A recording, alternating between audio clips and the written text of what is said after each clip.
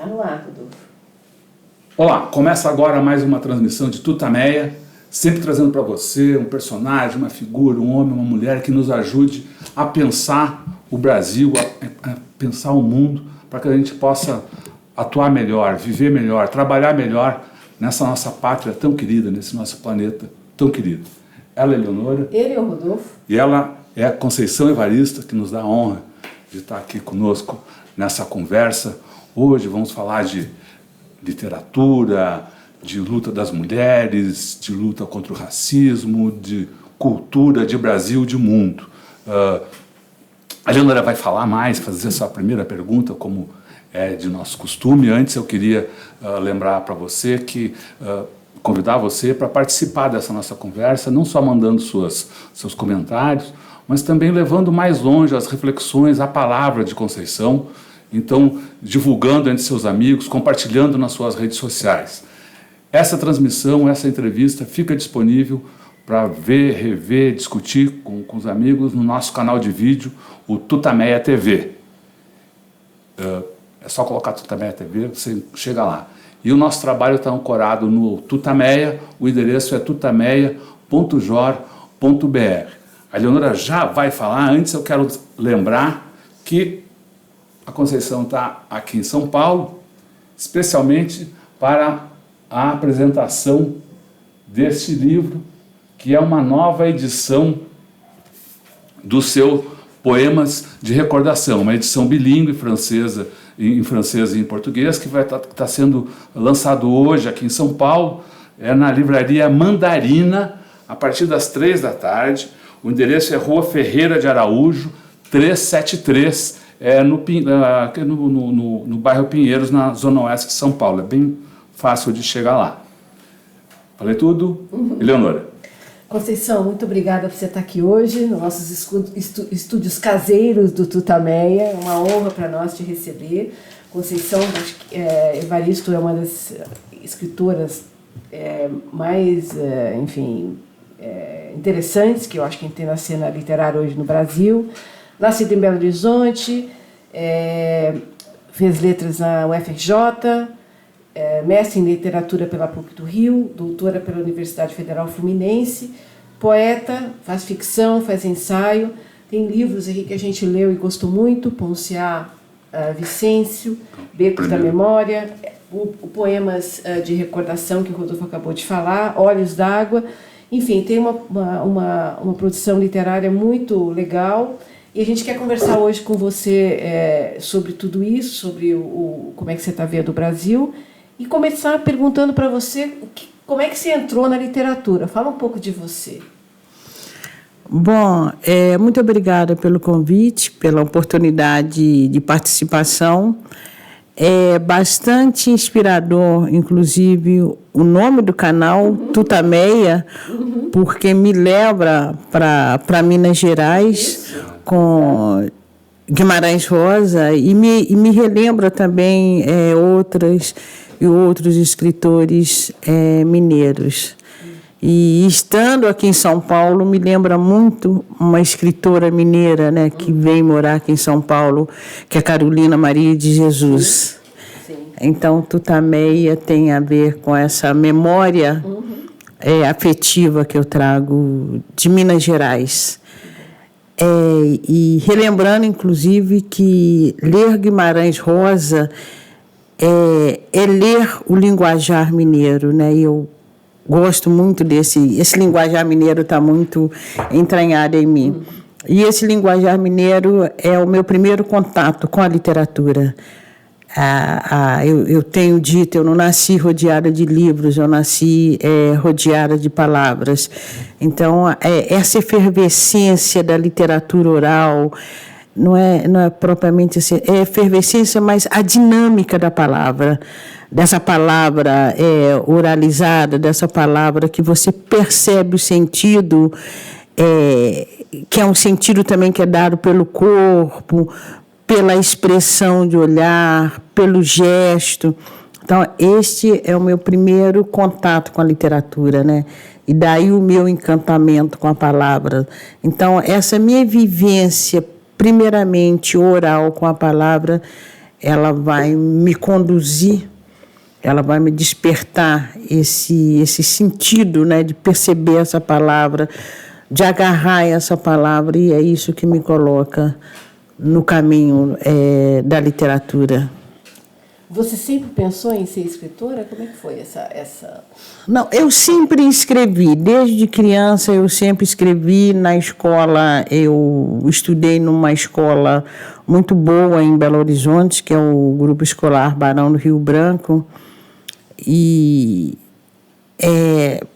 o exercício da leitura era muito constante, inclusive de textos poéticos.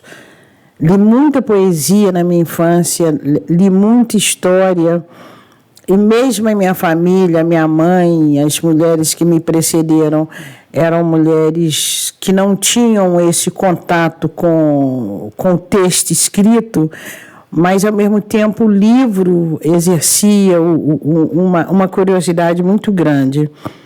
Então, hoje que eu percebo que a minha mãe, ela fazia oficina da palavra com a gente, de uma maneira muito natural. Por exemplo, até revistas, livros que nos chegavam, muitas vezes até através de sobras de casa de patroas. A minha mãe, a gente parava e ficávamos, por exemplo, analisando as imagens. Então, tinha um rosto, supondo, tinha um rosto.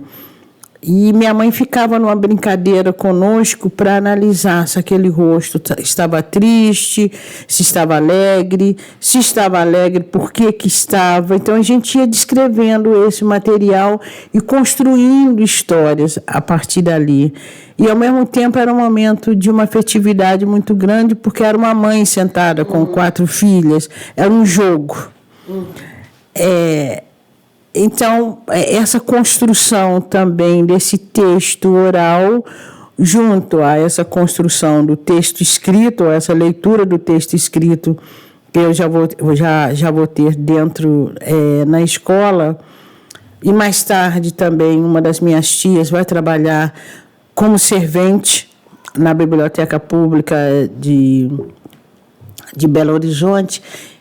Nesse momento, então, eu tenho essa possibilidade de ter uma biblioteca à minha disposição. Nesse momento, eu ganho uma biblioteca.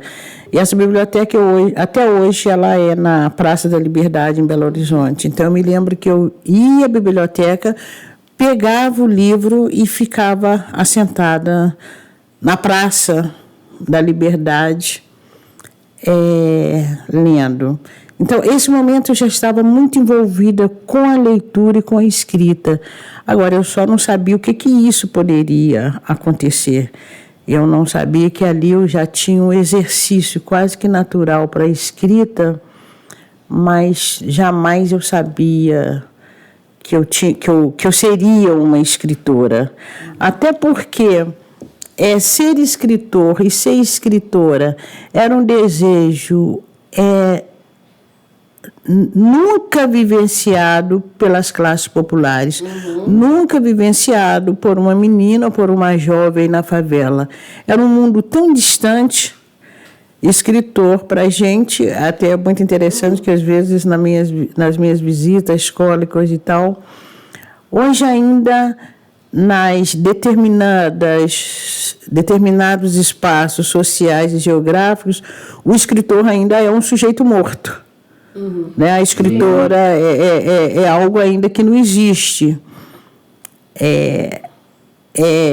Então, nunca pensei de ser escritora. O que eu queria, o que eu fazia era escrever. Mas nem sabia o que isso significava. O que você pensava ser? Professora. Professora foi foi um desejo muito grande desde criança. E aí, como eu fui, como segunda filha, eu fui a segunda a ser alfabetizada no meio de 9 irmãos, então eu já fui crescendo também com essa responsabilidade de ajudar nos deveres de casa dos meus irmãos. E comecei também a dar aula particular para as crianças da favela. E aí as mães me davam um trocadinho, coisa e tal, e eu reunia crianças, ou eu ia na casa dessas crianças, ou essas crianças vinham à minha casa. Então, também, desde muito nova, naturalmente, eu fui ensinando, eu fui sendo professora. Então, eu crescia com esse desejo de ser professora.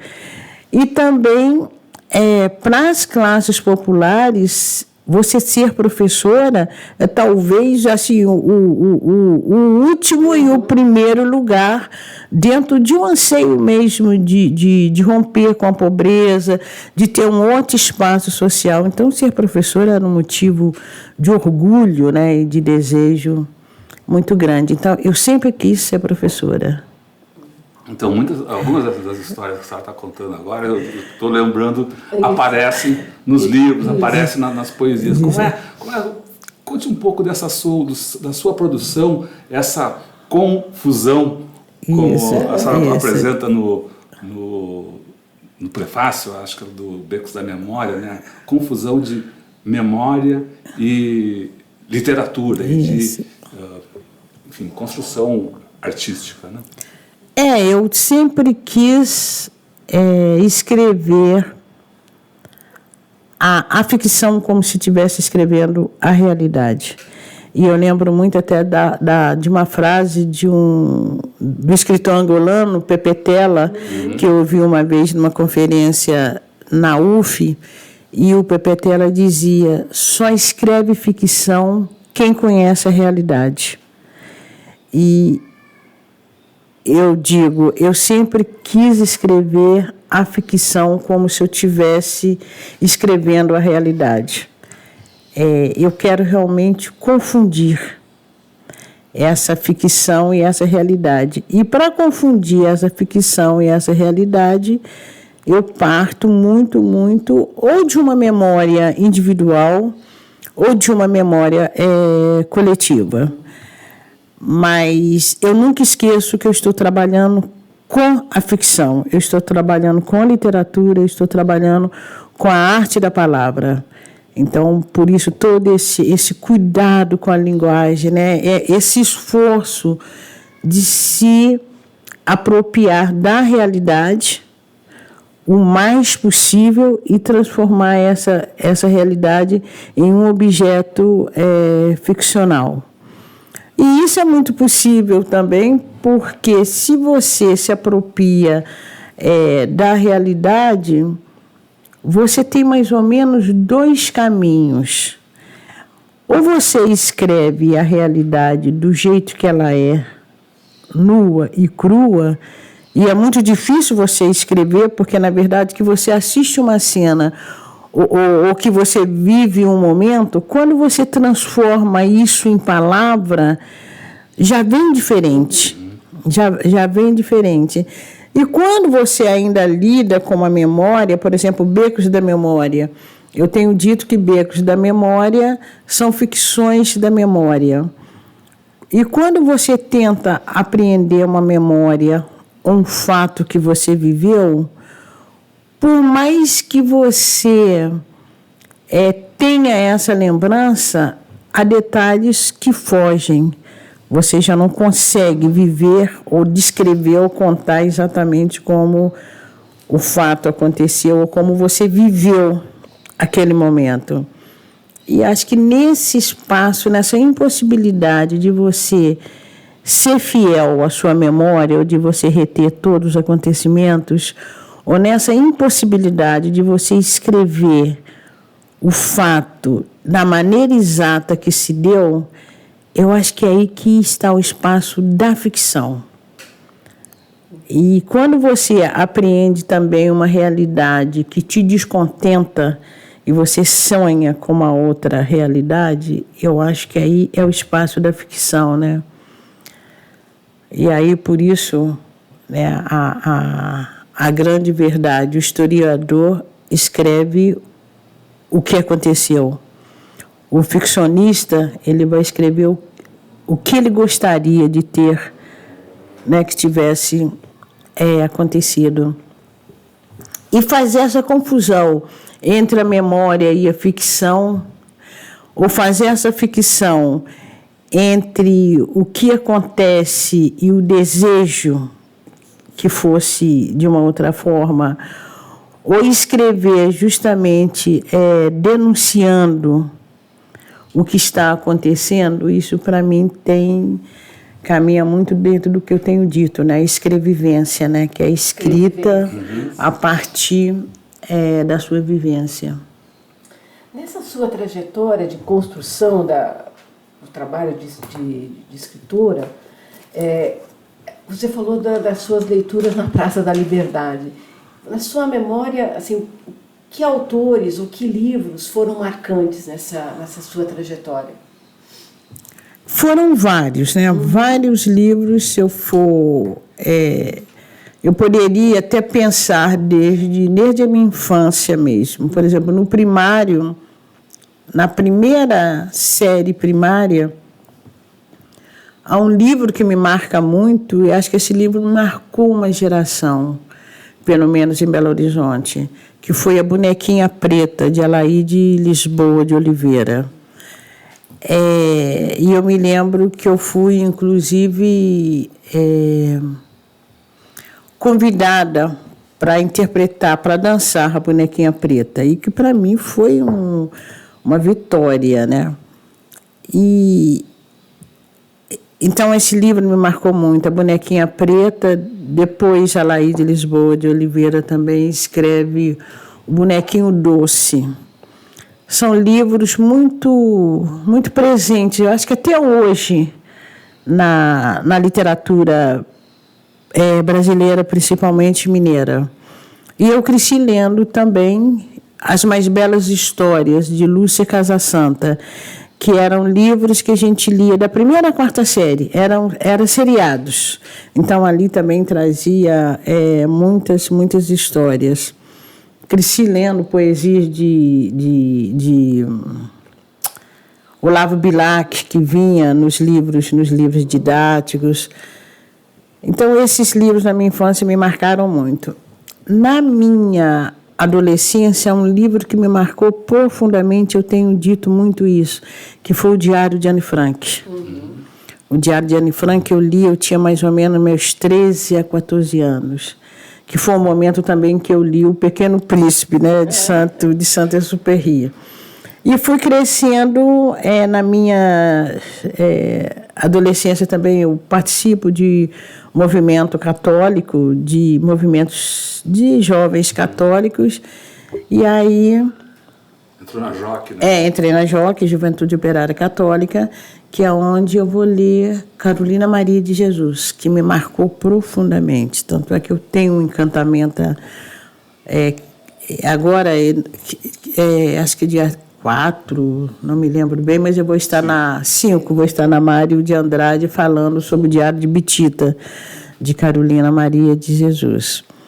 E aí, à medida que eu vou crescendo, a minha adolescência, 18, 19 anos, adolescência não, juventude, 18, 19 anos, eu sou de uma geração que eu não tive televisão em casa, não tinha televisão, não tinha possibilidade de ir a cinema, ir a teatro, nem nada. Então, eu lia muito. E eu lia tudo que me caía em mãos, sem entender, sem não entender. Li muito autores franceses interessantes. Guy de Maupassant, eu vou ler em português, na minha adolescência. Tinha aquelas seleções, aquela revista Seleções.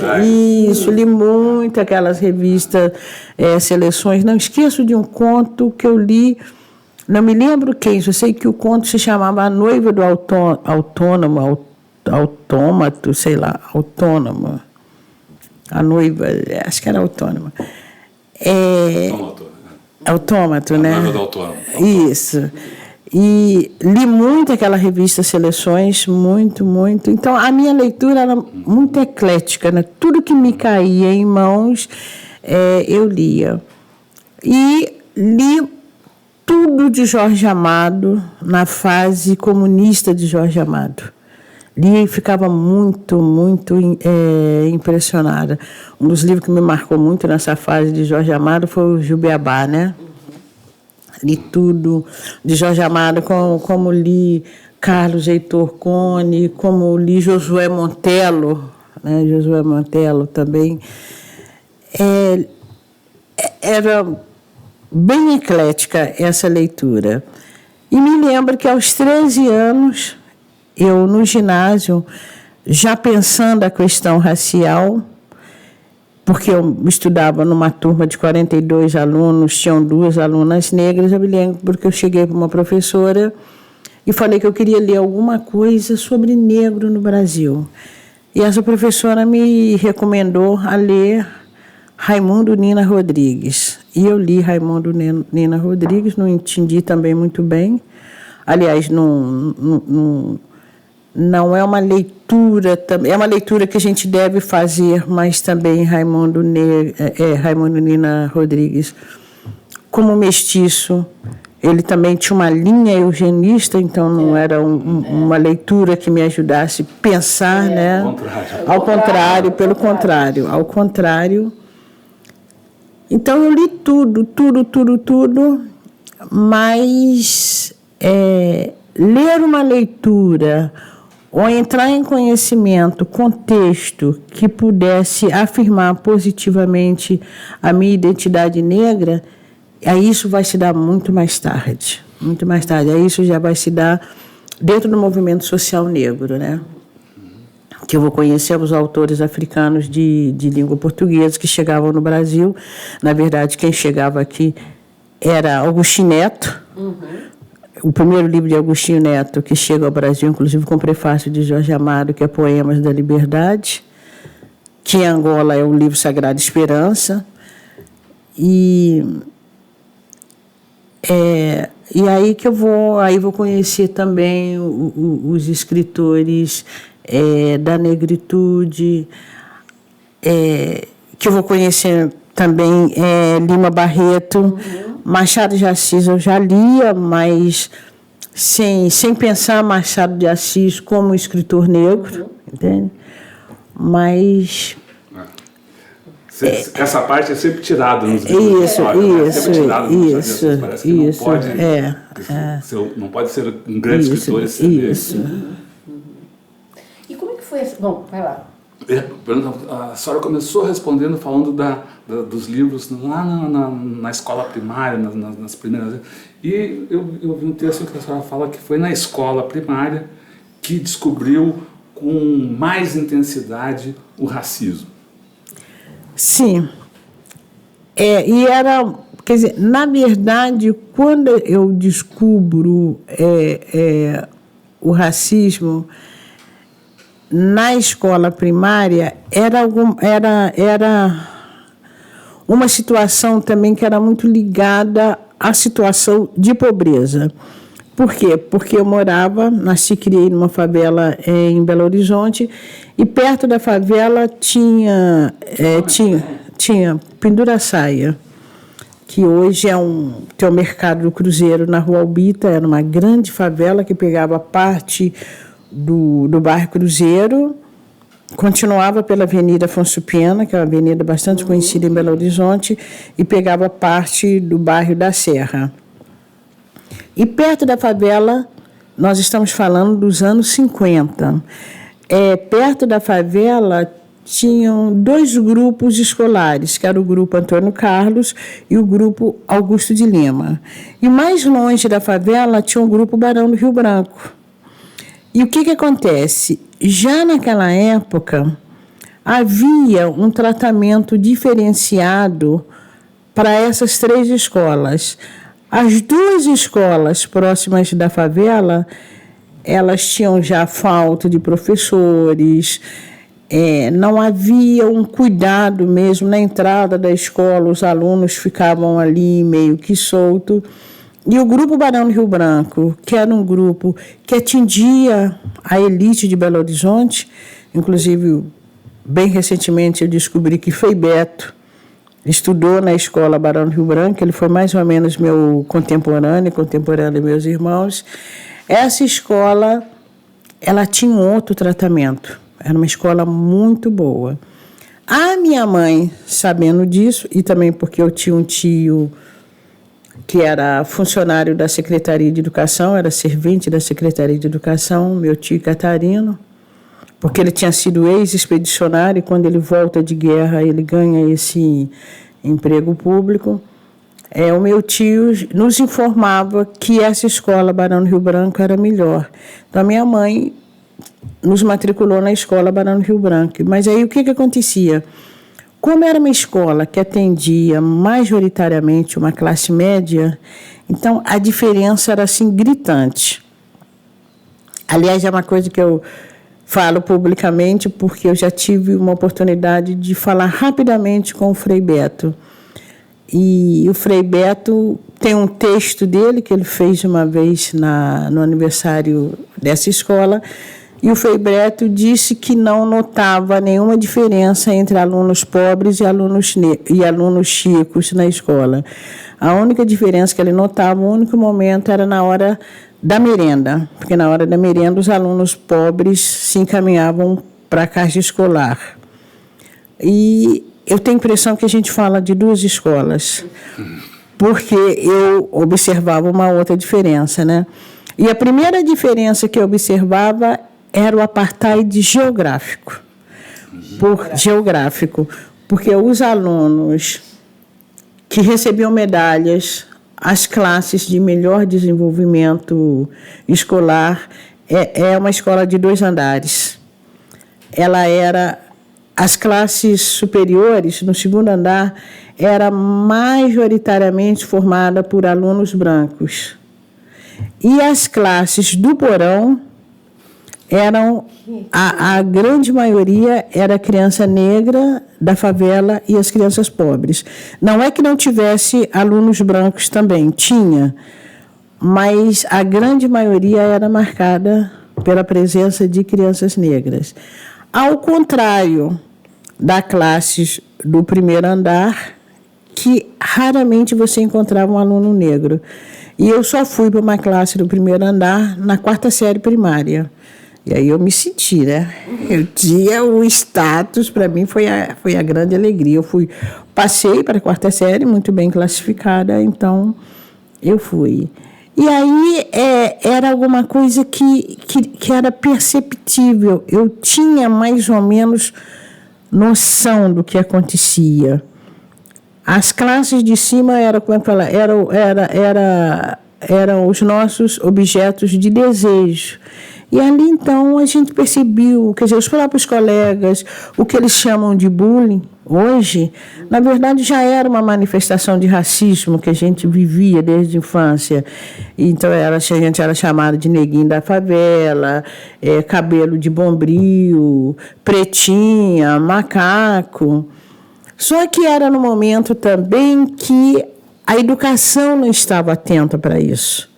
E nós também não tínhamos. Hoje, se uma criança que chega na escola e sofre um tratamento desses, hoje as próprias famílias estão mais atentas.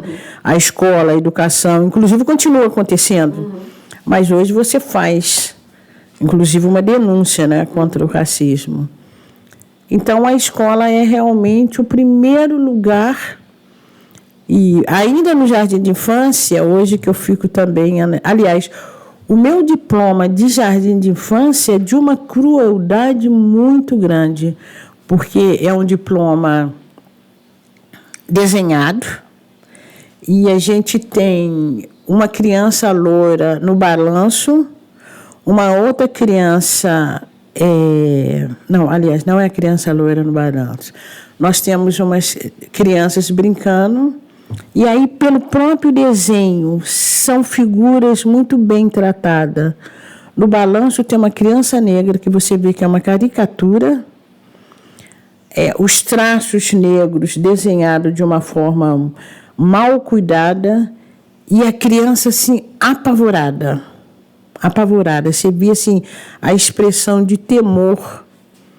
Enquanto a expressão das outras crianças brancas são expressões suaves, em paz com o ambiente. Isso num desenho de um diploma de jardim de infância.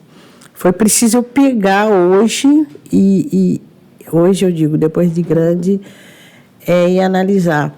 E eu me lembro que nesse momento também eu vivia uma situação muito dolorosa, porque eu tinha uma irmã, eu tenho uma irmã, pouca diferença de mim, eu sou de 46, de novembro de 46, a minha irmã é de junho de 48. E aí ela ia para isso, nós jardim de infância juntas, ela não ficava na sala dela. Ela chorava e vinha para a minha sala. Eu tinha naquele tempo a gente saía do jardim de infância acho que com 6 anos. Eu tinha meus 6 anos, a Dequinha estava com 4 e pouco. Então ela queria ficar agarradinha com a irmã dela, né? 2 menininhas. Então ela chorava e vinha para a minha turma. A professora brigava comigo, leva a sua irmã de volta. Eu levava a minha irmã de volta. E nesse momento chegou uma menina estrangeira na escola, que eu me lembro até hoje, inclusive a imagem se confunde. Era uma menina loura e a merenda que ela levava era uva Itália e um doce de leite. Então isso para mim ficou, essa imagem eu não esqueço. Uma menina loura com um cacho de uva Itália e com um pedaço de doce de leite. E a menina, claro, uma menina estrangeira, ela estava meio que assustadinha também. E a professora dava toda a atenção para essa menina. E a minha irmã, que era uma criança também, que vivia todo esse momento também de susto por ter saído por um ambiente que não era dela, as professoras não tinham esse cuidado com ela. Brigavam com ela, faziam ela voltar, brigavam comigo, Conceição, leva sua irmã para lá, e essa outra... Quer dizer, são situações de 3 crianças que estavam no mundo, né, tão seguras como essa outra menina. Né? Essa outra menina recebia... Agora, é interessante que são memórias, ou são imagens que você só consegue decodificar anos e anos depois, é que essas memórias voltam para você entender, inclusive, a crueldade do momento, né? E perceber que esse tratamento diferenciado era um tratamento extremamente racista. Entende? Mas que bom que a gente... E eu falo muito, que bom que a vida me permitiu ter esse entendimento. Né? A vida hoje ela me coloca num outro lugar e me dá, inclusive, a oportunidade de dizer isso, e isso até ser uma fala que possa levar a professores, né, a pensar e agir de uma outra forma, né? O que foi a sua... Você falou rapidamente aí, um pouco antes, a questão do movimento negro. Como que foi o seu entendimento desse movimento? Como é que foi a sua participação? O que você pode nos contar sobre o movimento negro? Bom, movimento negro eu já começo não com tanta presença, mas eu já começo a sofrer influência de movimento negro desde Belo Horizonte. Muito jovem ainda, tinha um movimento negro brasileiro, ela se chamava Movimento Negro Brasileiro, que era na casa do coronel Antônio Carlos Pimenta, que foi também a primeira família negra que eu conheço em Belo Horizonte, uma família negra de classe média, né? Tanto é que todos os filhos do coronel eram professores, professor Vigílio, professor Efigênia Pimenta, Fernando, que era jornalista, e o coronel Antônio Carlos era do Exército. Também aqui eu já estou falando dos anos 60, 60 e pouco. E que era... hoje ainda você não tem muito alta patente. Você tem, mas não é muito comum você ver no Exército, na Marinha, com essa alta patente negra. Então o coronel tinha esse movimento negro brasileiro na casa dele, que eu fui assim, em algumas reuniões. Mas eu digo que o meu primeiro... as minhas primeiras lições de negritude eu recebo do meu tio Oswaldo Catarina Evaristo, este que foi expedicionário. Ele vem da Segunda Guerra Mundial e ganha esse emprego público. E o Catarino, durante muito tempo, até meus 10 anos, 11 anos, o Catarino morou na mesma casa que a minha mãe, num quartinho ao lado. Então, ele na Secretaria de Educação, ele tinha uma biblioteca que eu de vez em quando entrava na biblioteca dele, não entendia também, porque tinha muitos livros, inclusive fora do meu alcance, e o Catarino foi me indicando, foi falando algumas coisas. E o Catarino tem também um fato muito interessante na vida dele, porque ele foi servente da Secretaria de Educação. Aquele contínuo que leva papel na sala e serve o cafezinho. E o Catarino foi estudando, um poeta também, Catarina era poeta, escreveu para o Estado de Minas, para o suplemento literário, fez artes plásticas, foi aluno de Guiar. Inclusive, tem uma revista Seleções, que eu sou doida para recuperar essa revista. A capa é uma aula aberta de Guiar no Parque Municipal de Belo Horizonte. E tem a foto de Catarino, o único aluno negro que o Guiar teve naquela época. E um dado que eu acho muito interessante na vida de Catarino, porque ele foi servente da Secretaria de Educação. E a filha dele, Macaé Evaristo, foi secretária de Educação de Belo Horizonte, do município de Belo Horizonte, e foi também secretária de Educação do Estado de Minas Gerais. Então, você vê a história mudando.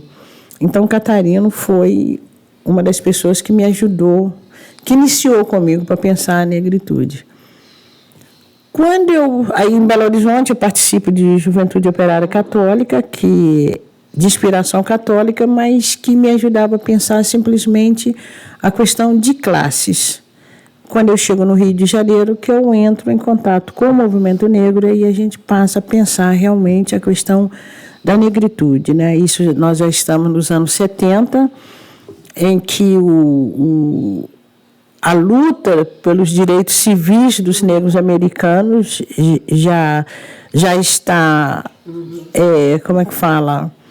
bastante, os ecos dessa luta já chegam no Brasil. A minha grande guru, que eu tive a oportunidade de estar numa mesa com ela recentemente, é a Angela Davis. Nessa época eu começo a usar o Black Power também. É o momento em que as lutas das ex-colônias portuguesas também, pela libertação, e aí esses ecos todos vão chegando ao Brasil. O discurso de Césaire, o movimento de negritude, de Senghor, já estão no Brasil também com bastante... dentro do movimento social. É um momento também em que Mandela está preso, o movimento negro está muito atento ao momento que a gente faz um abaixo-assinado pedindo ao governo brasileiro que corte as relações com a África do Sul, claro, que era um gesto simbólico, e a gente acompanha a prisão de Mandela o tempo todo. É um momento também em que o Estado cubano nos serve também muito como exemplo, aí já do ponto de vista de uma luta socialista, mas a gente já ouve falar que Cuba é o primeiro país que procura fazer uma espécie de reparação com os afro-cubanos, que a gente hoje sabe também que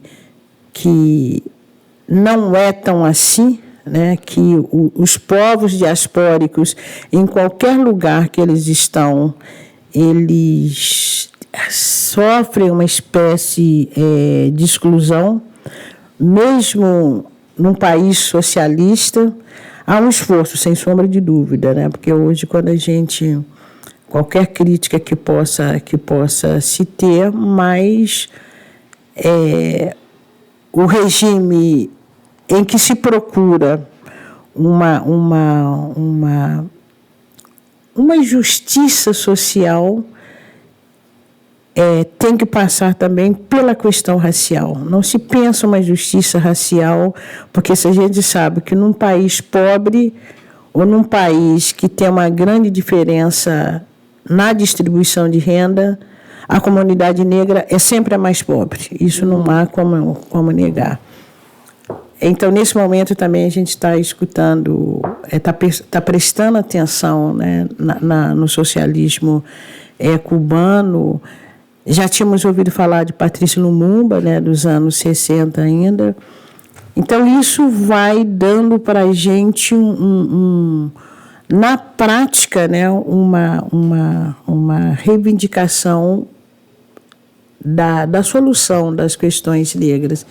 E esse momento é o momento que eu estou no Rio de Janeiro, tem o Instituto de Pesquisa Negras, IPCN, então isso vai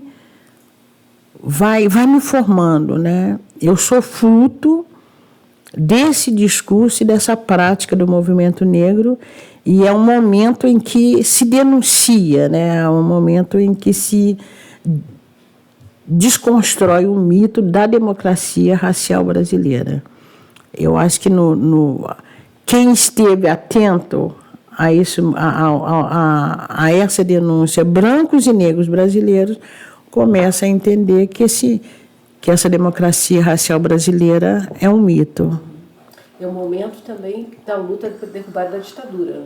É o momento também, nesse momento,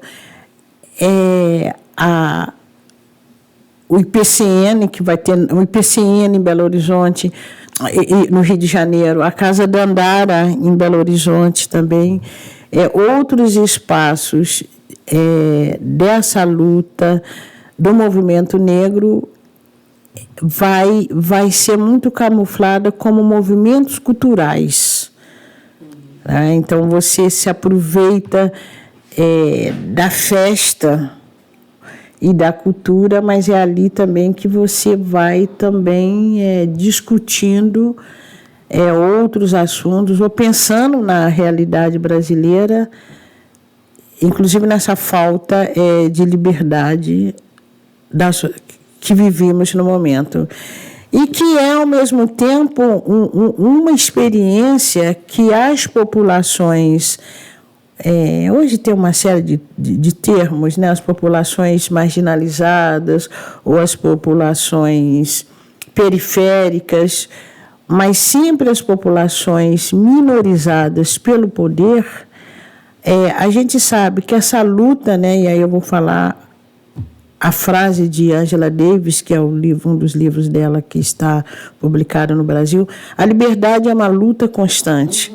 Então, para povos que sofrem discriminação ou que são penalizados por várias questões de gênero, de opção sexual ou de condição social, a gente sabe que a liberdade é uma luta constante. Então, na verdade, essa luta de afirmação, de poder se expressar, de poder ser, ou essa luta contra uma política vigente, para nós afro-brasileiros, isso se dá desde o processo de escravização. E creio também, eu tenho falado muito também, e creio também para as comunidades indígenas. Eu acho que essas comunidades, o índio, né, esses povos naturais da terra, desde o momento que se instala a colonização, esses povos eles têm sempre de estar buscando modo de se afirmarem num território que sempre foi deles. E eu acho que a grande ironia hoje é quando a gente fala em demarcação de terra indígena. Né? Demarcação, não. Então seria demarcação de terra de brancos, ou daqueles que se fizeram donos do território, né? Não respeitando um espaço territorial que anteriormente não era deles. E essa consciência, esse aprendizado da negritude, essa participação social, ela explode também na sua literatura. Sem sombra de dúvida. Eu sempre falo que tudo que eu escrevo é profundamente marcado pela minha condição de mulher negra na sociedade brasileira. Né? Eu parto de uma subjetividade que é formada sobre esses efeitos. Numa sociedade em que o racismo impera, essa sociedade ela cria sujeitos que não fogem a essa subjetividade. Hoje a gente tem falado muito também na branquidade. Numa sociedade como a nossa, quer dizer, a própria educação ela já forma sujeitos brancos em sua prepotência. Um menino branco ele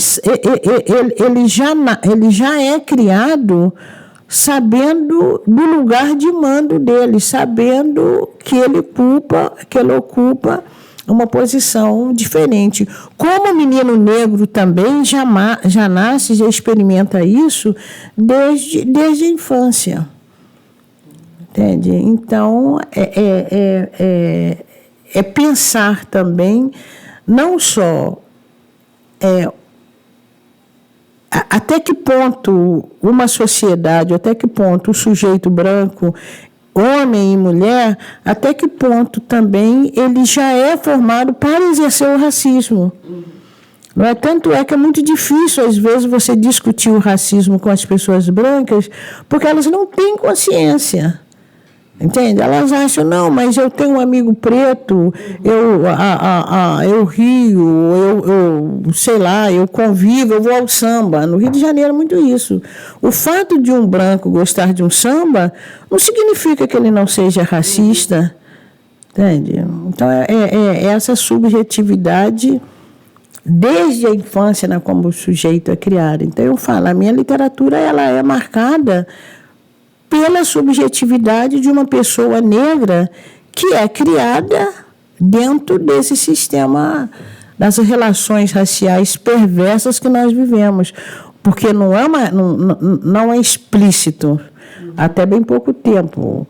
Os anos 80, justamente, com a quebra desse mito, é que a gente tem mais liberdade de colocar a questão racial em mesa, né? A literatura tem essa missão, assim, de explicitar. Olha, eu não sei se tem essa missão, mas tem essa possibilidade. Né? Eu acho que a literatura ela tem essa possibilidade. Como a arte tem essa possibilidade, justamente porque quando você pensa que a literatura ela não é um discurso religioso, ela não é um discurso histórico, ela não é um discurso antropológico, mas essa maleabilidade do discurso literário te permite você trazer essas questões sem ser um campo específico de cada um, mas te pega de surpresa, porque fala justamente ao sentimento, às suas emoções.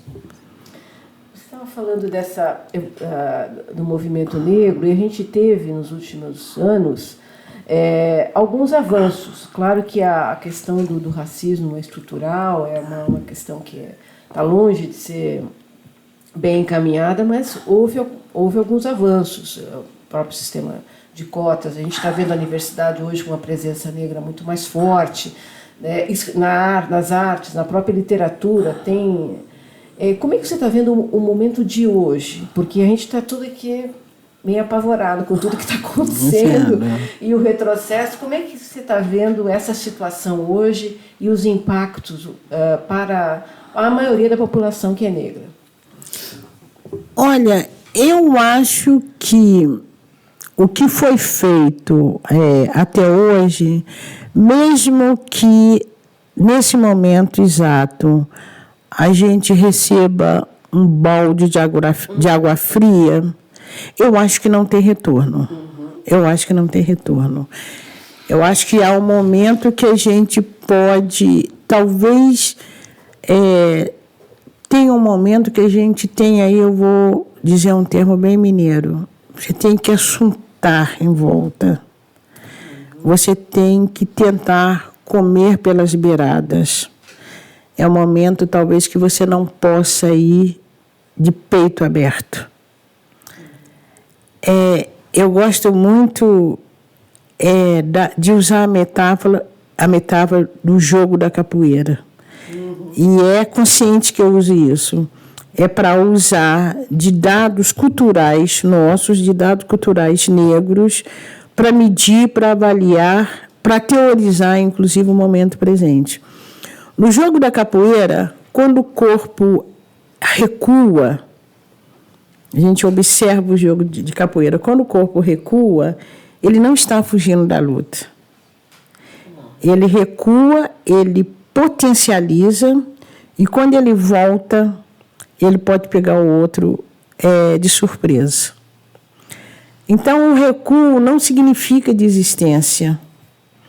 O recuo significa você preparar o terreno, ver o que está ali, pisar no chão devagarinho, né? E aí a gente lembra, eu vim de lá, pequenininho, alguém me avisou para pisar nesse chão devagarinho.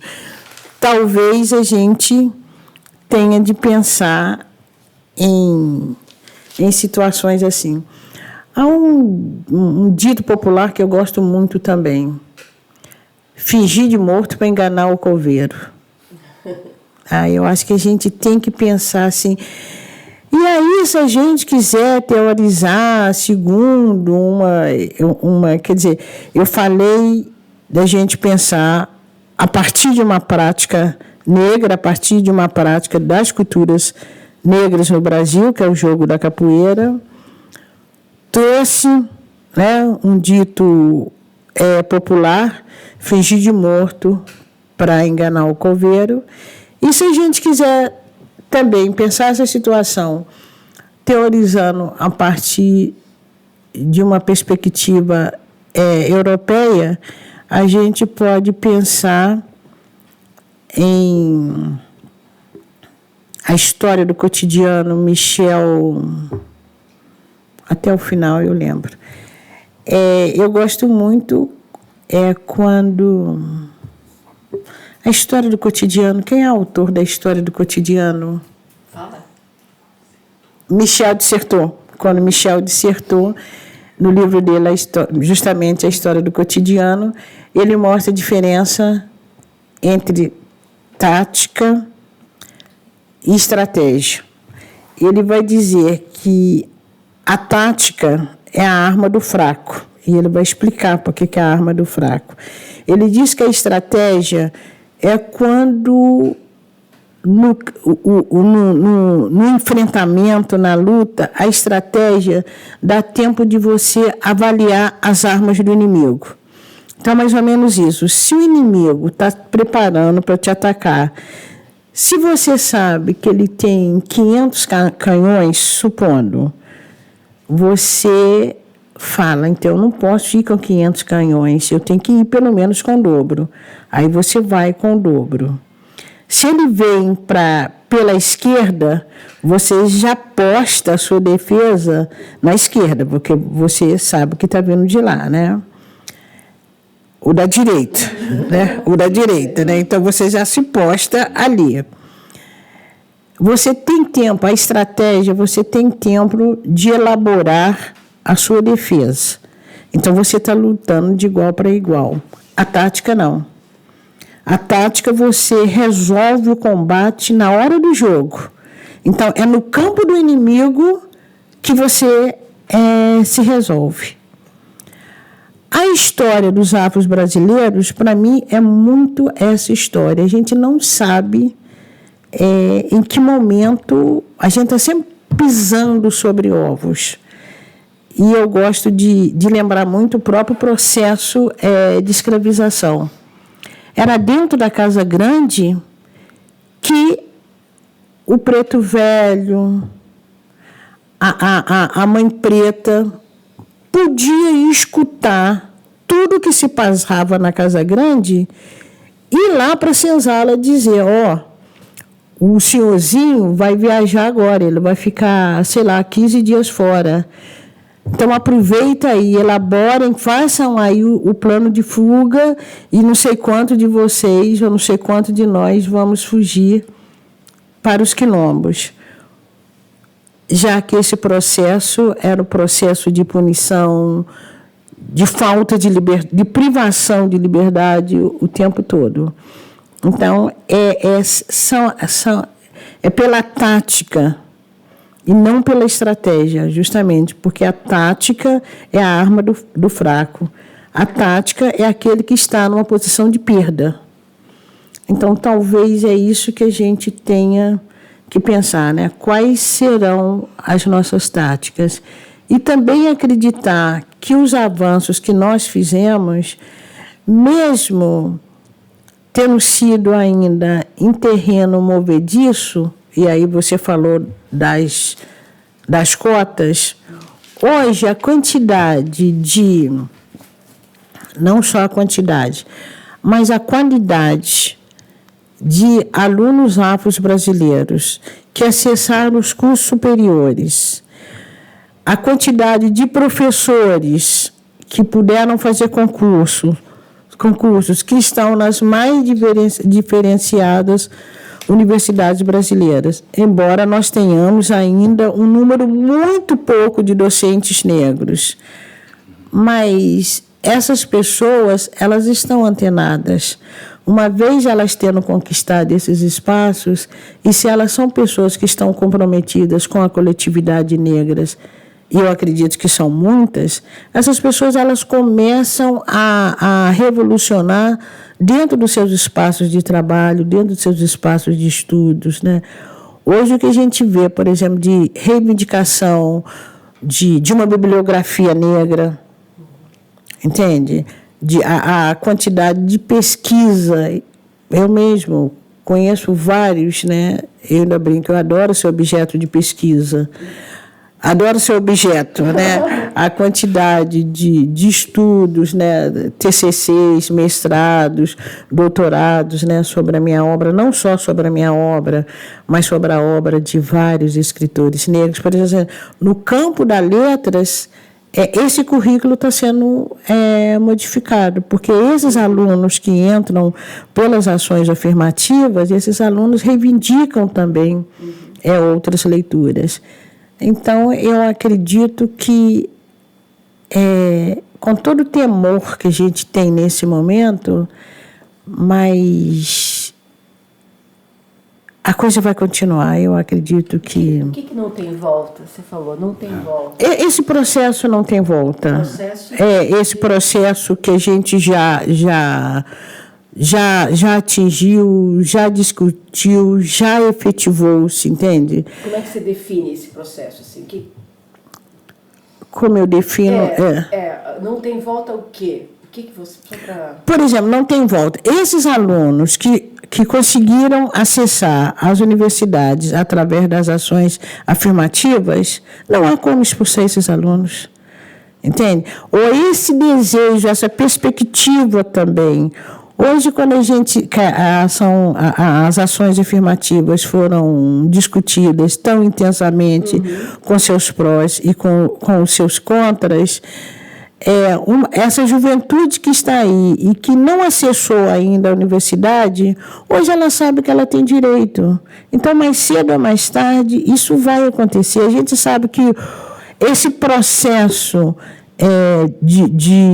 de afirmação dos povos que foram subjugados por algum motivo ou algum momento da história, esse é um processo contínuo, entende? Ele vai, ele volta, ele vai, ele volta, mas eu acho que não há como, eu acredito muito, eu acho que não há como deter esse desejo, esse direito de justiça. Eu não acredito que...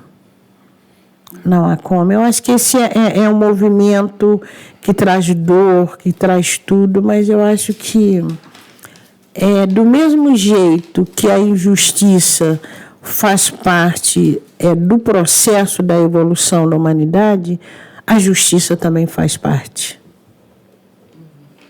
E há uma luta nas ruas também, que se expressa nas ruas também, além de toda essa luta, essas conquistas institucionais. Há uma luta nas ruas, uma resistência aos ataques, né? Como o exemplo mais evidente, gritante, é a luta aí por justiça por Marielle, que a senhora também tem participado, né? Então eu acho que esse processo, e acho que cada vez mais, cada grupo, eu acredito muito na luta que grupos têm a partir das suas especificidades. Por exemplo, se a gente for pensar na questão da sexualidade, eu acho que as pessoas, homens e mulheres, que não caminham, né, por essa heteronormatividade, eu acho que as lutas desses grupos fazem sentido. Como a luta das mulheres fazem sentido, como a luta dos povos indígenas fazem sentido. Agora, a gente não pode perder de vista que se a minha luta como sujeito negro, como mulher negra faz sentido, a luta dos indígenas faz sentido. Eu acho que é isso que a gente não pode perder de vista, para a gente não ficar... Por exemplo, eu não concebo uma pessoa que está numa luta, por exemplo, pela afirmação gay, e essa pessoa seja racista. Entende? Eu não concebo, por exemplo, a gente tem discutido muito também a luta das mulheres. Há uma situação comum que nos coloca como iguais. Você, como mulher, né, você sabe muito bem de todo um processo histórico já, né, que aniquila essa identidade da mulher. Mas você não pode perder de vista as especificidades da luta negra, das mulheres negras, né? E perceber que muitas vezes a luta das mulheres brancas não inclui a luta das mulheres negras. Outro dia a gente estava num evento lá no Rio de Janeiro e uma feminista branca dizia: eu achava que eu não era racista e tive uma empregada que eu sempre pagava o salário antes de ter a lei, né, que equipara o serviço profissional da doméstica. Eu sempre paguei para ela um salário que eu considerava justo, eu dava férias, mas depois é que eu fui perceber que enquanto eu estava lutando nas reuniões e coisa e tal, eu precisei de uma mulher para cuidar dos meus filhos. E eu, uma feminista atuante, achei muito bonito. Ela falou: hoje eu tenho que pensar uma outra forma de ter uma pessoa em casa me ajudando, de modo que ela acabe não sendo simplesmente uma mulher subjugada por mim. Né? Então, eu acho que isso, né, a gente tem que ficar assim, muito atento. É claro que eu não tenho nem, como é que fala, nem esse tempo físico e nem uma competência física de estar, por exemplo, lutando com as mulheres indígenas. Mas eu tenho que reconhecer aquilo que me for possível, e para mim o ser possível é justamente nesse momento de fala, é a gente ajudar a refletir e reconhecer que a luta das mulheres indígenas é uma luta tão séria e tão necessária e que faz tanto sentido como a luta das mulheres negras. Ou então que a luta das pessoas homoafetivas é tão séria e fazem tanto sentido como a luta das mulheres negras. Não, vai lá. Eu queria só lembrar aí, a senhora citou vários ditos populares aí da questão da resistência. Queria citar um que está nos seus livros também, que lembra essa questão de preparar, que é: enquanto um olho chora, o outro espia o tempo procurando a solução. Procurando a solução. Que eu acho também justamente isso. Não é que você não reconheça o momento de fragilidade, né? Ou não é que você não reconheça suas próprias limitações. Mas você tem que procurar a solução, né? E um outro já está num poema meu também, que eu gosto muito, me desculpa, quando se anda descalço, isso eu criei. Quando se anda, está num poema meu, acho que é de mãe. Quando se anda descalço, cada dedo espia a estrada. Muito legal. Como é que nós Nós estamos? estamos aqui, agora 11h29. Há tempo aí mas eu queria lembrar, a senhora citou várias vezes aí a Carolina de Jesus e citou também falou também da sua família, da sua mãe. Num livro, um texto seu, fala que enfim, o quarto de despejo, a possibilidade da escrita de uma mulher negra também teve impacto na vida da sua mãe. Que contasse um pouco sobre isso, e ela que acabou de fazer aniversário. De aniversário, Um pouco aí então, nos anos 60, quando a gente lia Carolina Maria de Jesus, era como se estivéssemos lendo a nossa própria história. O que Carolina Maria de Jesus vivia aqui em São Paulo, a minha família vivia em Belo Horizonte.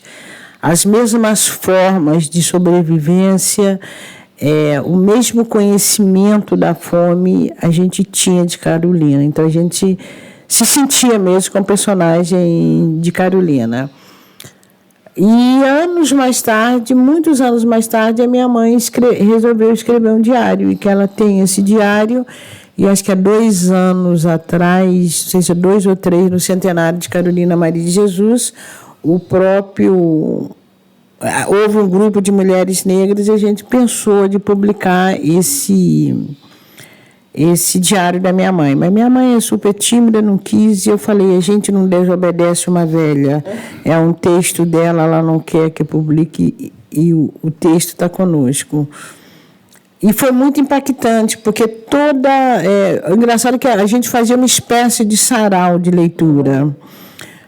Nós, no final da tarde, a gente lia, eu que já lia melhor, eu tinha um outro tio, que não é o tio Catarina, é um outro tio já bem velho, mas que lia também, e a gente assentava no final da tarde para ler o livro de Carolina Maria de Jesus.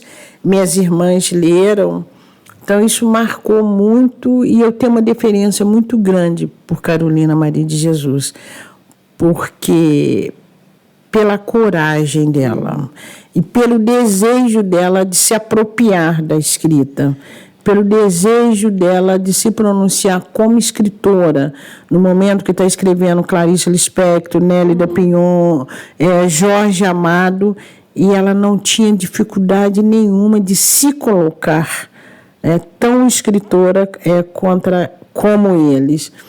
E também, ao mesmo tempo, de perceber como a nossa crítica literária, até hoje, tem uma dificuldade de incorporar Carolina Maria de Jesus. E me chama muita atenção porque, normalmente, a leitura que se faz de Carolina para no quarto de despejo. E, ao parar no quarto de despejo, é uma leitura também muito pobre, porque acha que Carolina está falando só da fome física. Eu acho que quem lê o quarto de despejo com atenção, só de perceber, é só contar quantas vezes Carolina fala que vai escrever. Carolina escrevia porque estava com fome, porque conseguia um dinheiro a mais, porque não entendia a relação que o cigano tinha com ela, porque não tinha conseguido encontrar com o pai de Vera, porque tinha sofrido qualquer discriminação na rua, ou porque o vizinho ao lado estava brigando. Todo momento a Carolina se voltava para a escrita. Para mim, Carolina tinha o desejo da escrita, ou a pulsão da escrita, como qualquer escritor tem. A questão de Carolina, para mim, que eu acho que fica um pouco difícil para muito crítico entender, é que Carolina, que eu tenho falado muito também, ela usava uma linguagem do cotidiano. Eu tenho falado muito de uma gramática do cotidiano. A Carolina usava uma gramática que lhe era de pertença, era aquela que ela conhecia, e, ao mesmo tempo, ela tinha um desejo pela língua culta. E aí ela criava expressões, né, que os críticos literários, aí é muito interessante isso. Quando o autor ou a autora tem o domínio culto da língua, que eu tenho dito que é o domínio oculto, porque só determinadas pessoas têm esse acesso, mas se o escritor tem o domínio culto da língua, ele pode brincar com essa língua o mais possível. Ele pode, inclusive, ferir as regras gramaticais, que isso tudo é visto como estilo. Eu acho que o grande exemplo de criador de palavras é o Guimarães Rosa, né? Tudo que Guimarães Rosa coloca é tido como neologismo. Aí as pessoas, inclusive, que não sabem o linguajar mineiro, tem mesmo como neologismo.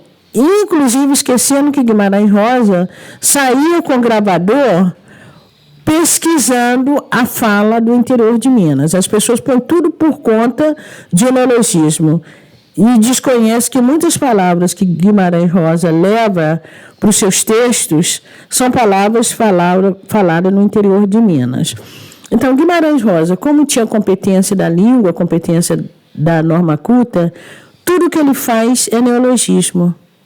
Carolina, como não tinha, é erro. Então, há formas diferentes também de avaliação desse texto. E o que mais me chama a atenção é o seguinte, olha, uma pessoa atenta percebe que Carolina escreve não só motivada pela fome física. A fome de Carolina é muito maior. E qualquer pessoa que leia a biografia de Carolina, há um livro de duas pesquisadoras de Belo Horizonte, que eu gosto muito, que se chama Muito Bem, Carolina, acho que isso mesmo, Muito Bem, Carolina.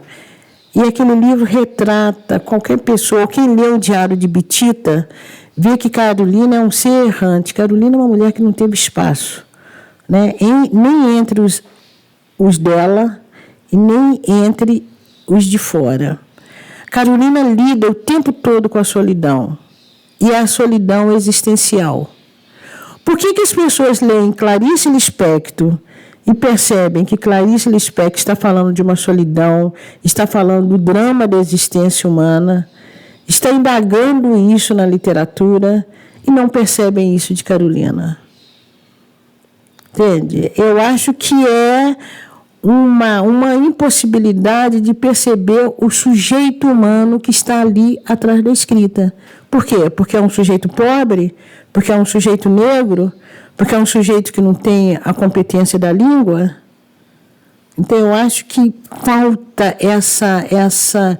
essa sutileza de perceber que atrás daquela mulher negra, atrás daquela mulher pobre, aqui das margens do Tietê, quem lê, por exemplo, Casa de Alvenaria, vai perceber também já um certo constrangimento entre Carolina e Aldário Dantas, né?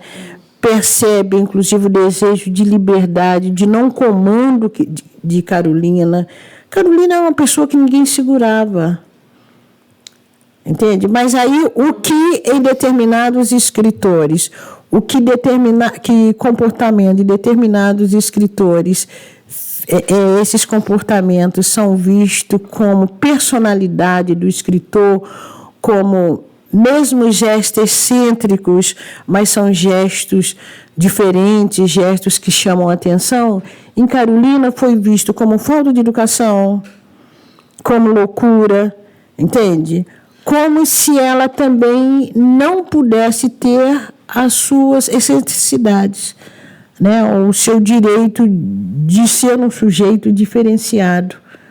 Por que determinados escritores, a arte coloca em não é a angústia do sujeito. O sujeito tinha dificuldade de se relacionar com o outro pela sensibilidade, pela inteligência. E por que Carolina não? Por que ela tinha de entrar dentro de uma normatividade de comportamento, né? Há uma entrevista de Carolina que Audário diz para ela: não, você tem que ser uma pessoa simples, você tem que ser mais simples. A Carolina fala: mas comigo, né? Eu que já tenho essa vida aí, né? Que já experimento tudo, que já experimentei. Ela não diz com essas palavras, mas diz que ela quer dizer que já experimentei todos os lugares de subserviência, como ser simples. Então, é isso que me encanta em Carolina, entende? É essa coragem dela. Bem, então, a gente vai se encaminhando aqui. Ainda antes de fazer as perguntas finais, queria que a senhora contasse um pouco a respeito desse Poemas da Recordação e Outros Movimentos, que foi publicado já há alguns anos aqui no Brasil e que agora ganha essa edição bilíngue na França, né? Em português e em francês, e é a primeira publicação de poemas seus na França. Os romances já saíram lá. Já. Contasse um pouco, que vai ser, só lá para lembrar, o lançamento é hoje à tarde, às 15 horas, na livraria Mandarina, né? Poemas da publicação e outros movimentos aconteceu desde ano passado em Paris. Na verdade, esse livro ele é resultado de uma pesquisa acadêmica de uma brasileira com meus textos. Ela começa a ler meus textos, então ela lê Poemas da Recordação e Outros Movimentos, resolve trabalhar com texto poético, ou com poemas, melhor dizendo, já que já tinha os estudos sobre o texto em prosa, já tem com mais, em maior quantidade, e ela então resolve traduzir esses poemas.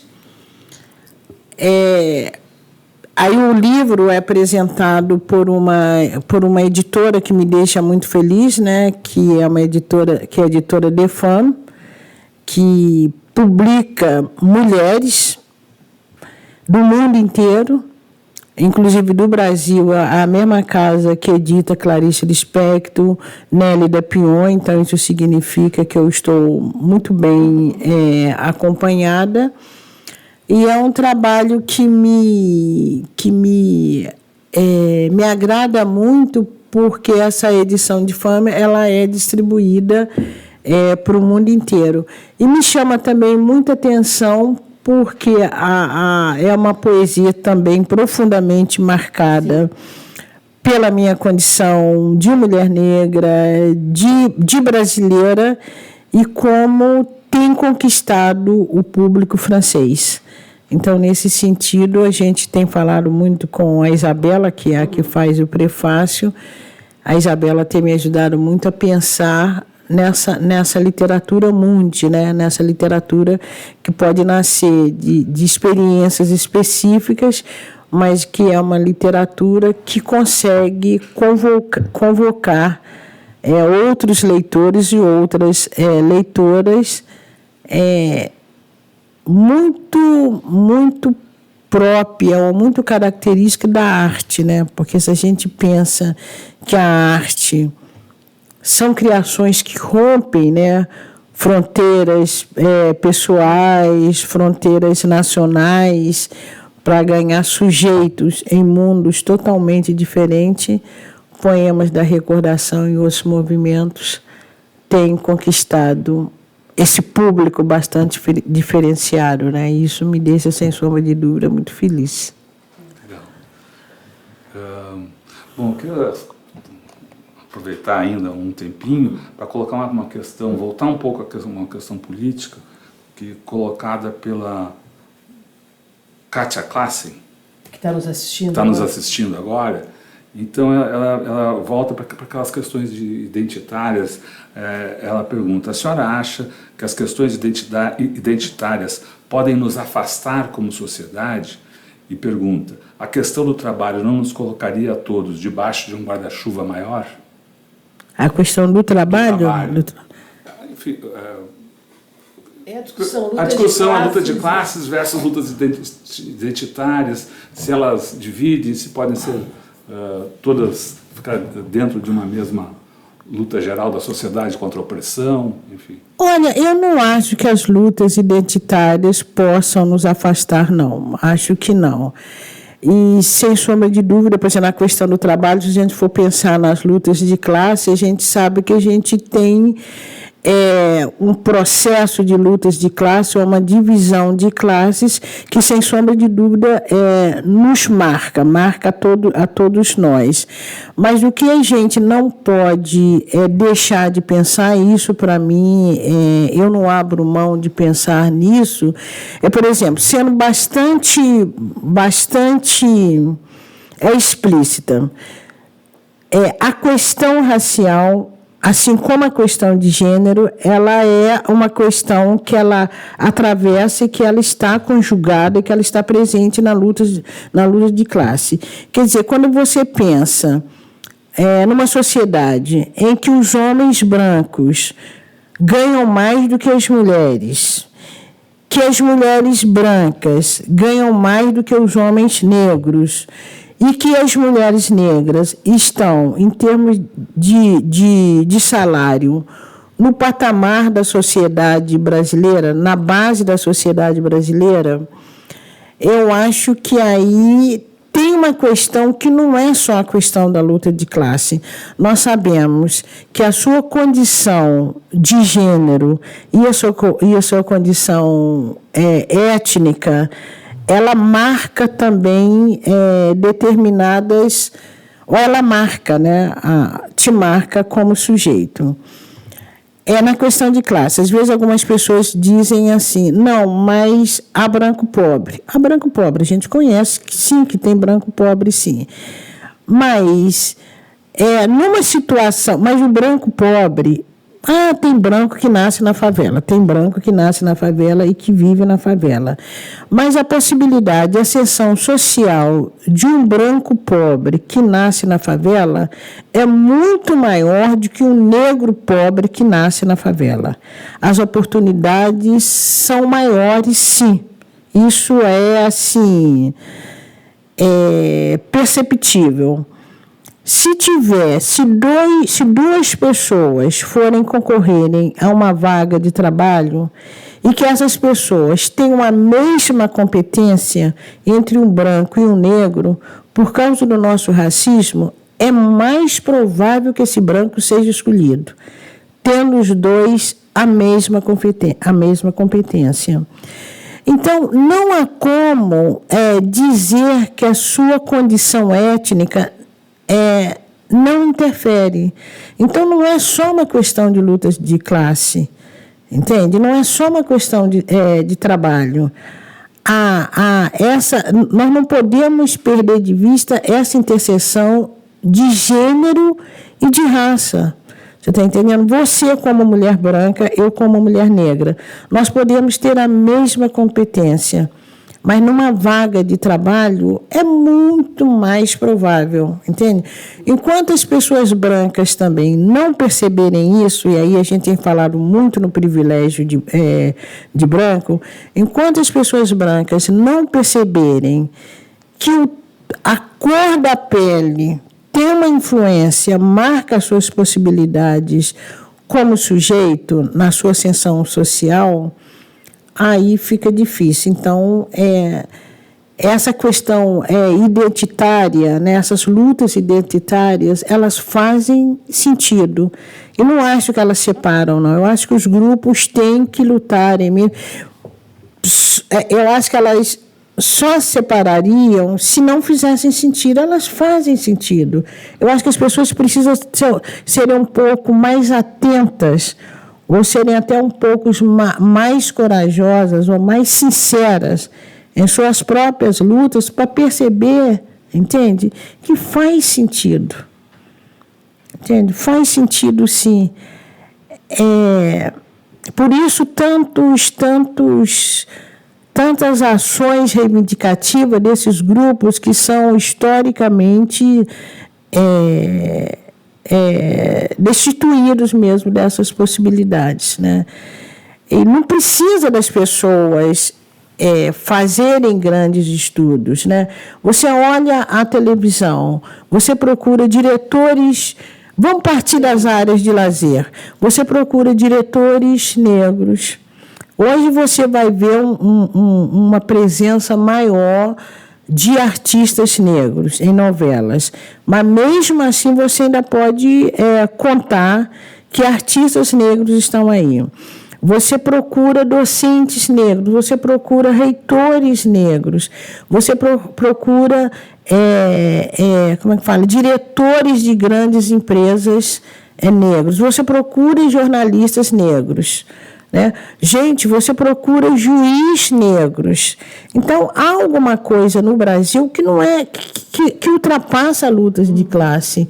Nós somos marcadas também por esses modos de relações raciais na sociedade brasileira. Não há como negar isso. Eu acho que se a gente está interessado mesmo em fazer o Brasil um país mais justo, mais democrático, nós não podemos esquecer dessas especificidades. Bom, então agora a gente caminha para o nosso encerramento, para dar o tchau. Queria lembrar que essa entrevista fica disponível no nosso canal de vídeo, Tutameia TV, e que você pode chegar a ela também pelo nosso site, que ancora todo o nosso trabalho, o Tutameia. O endereço é tutameia.jor.br. E antes de a gente dar o tchau, queríamos pedir para Conceição Evaristo dar então a sua mensagem final aqui para o nosso público. Tivemos uma pequena assembleia aqui nos acompanhando, algumas perguntas que acabaram entrando aqui na nossa conversa, todo mundo elogiando, entusiasmado, que análise maravilhosa, enfim, mas a sua mensagem aqui para o nosso pessoal. Eu posso terminar com uma poesia? Olha, excelente. Então, vou terminar com poesia que eu tenho lido muito e tenho gostado. Da calma e do silêncio. Quando eu morder a palavra, por favor, não me apressem. Quero mascar, rasgar entre os dentes a pele, os ossos, o tutano do verbo, para assim versejar o âmago das coisas. Quando meu olhar se perder no nada, por favor, não me despertem. Quero reter no adentro da íris a menor sombra do ínfimo movimento. Quando meus pés abrandarem na marcha, por favor, não me forcem. Caminhar para quê? Deixe-me quedar, deixe-me quieta, na aparente inércia. Nem todo viandante anda estradas. Há mundos submersos que só o silêncio da poesia penetra. Maravilhoso, maravilhoso. Bom, muito obrigada. Eu muito que agradeço. Obrigado. Com esse encerramento de luxo aqui, a gente dá tchau. Tchau, pessoal. Tchau, Tchau, muito obrigada. Eu que agradeço.